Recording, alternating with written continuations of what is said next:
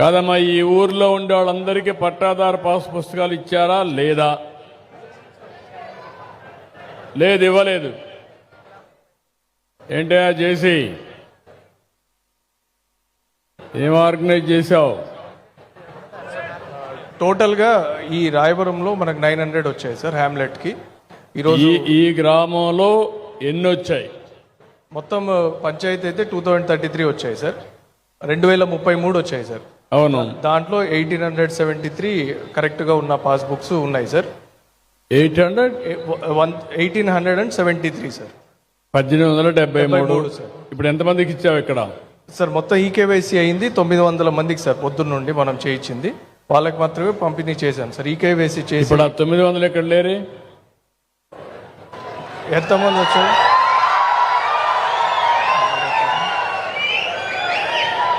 Sir? EKYC పూర్తి చేసి వాళ్ళకి పట్టాదారు పాస్బుక్ పంపిణీ చేశాం సార్. ఈకేవైసీ పూర్తి చేసి. నాకు అది కదా, ఇక్కడ లేరు అంటున్నా నేను.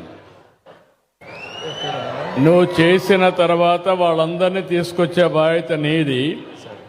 వాళ్ళు కూడా గుర్తుపెట్టుకోవాలి, చరిత్రలో ఒకసారి వాళ్ళకు పట్టా ఇస్తే మీరు రమ్మన్నప్పుడు వాళ్ళు కూడా వచ్చి గౌరవంగా తీసుకొని ఒక సమస్యకు పరిష్కారం వచ్చినప్పుడు వాళ్ళు కూడా ఇక్కడ ఉండాలి.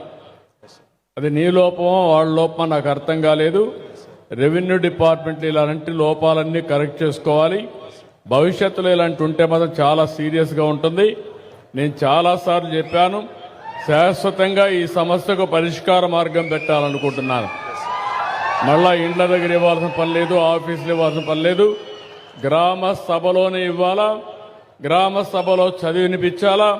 వాళ్ళు చూసిన తర్వాత మాది కరెక్ట్గా ఉందంటేనే మీరు పరీక్షలో పాస్ అయినట్టు తప్ప, లేకపోతే చాలా సీరియస్గా ఉంటుంది.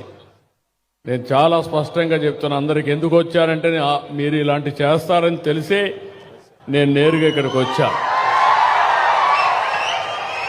ఎమ్మెల్యేలు కూడా ఇంట్రెస్ట్ తీసుకోవాలి, ఎంపీలు కూడా అర్థం చేసుకోవాలి, అందరూ అర్థం చేసుకోవాలి. వీళ్ళు కూడా ₹1 అవినీతి జరగకుండా, ఎక్కడ కూడా సమస్యలు లేకుండా, వాళ్ళ భూమి వాళ్ళ హక్కు అది నెరవేర్చే బాధ్యత మీ అందరిది.